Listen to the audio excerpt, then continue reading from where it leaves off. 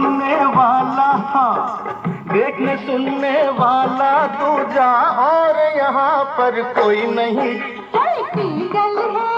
कोई नहीं,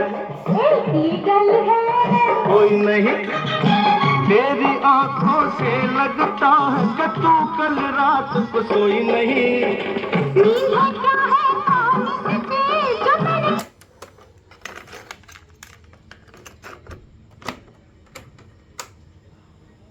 में कुछ महके हुए से राज है।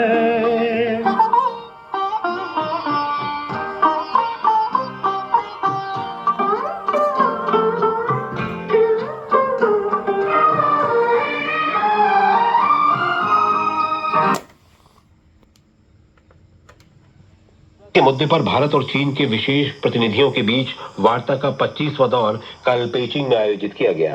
चीन के विशेष प्रतिनिधि सीपीसी राजनीतिक ब्यूरो के सदस्य और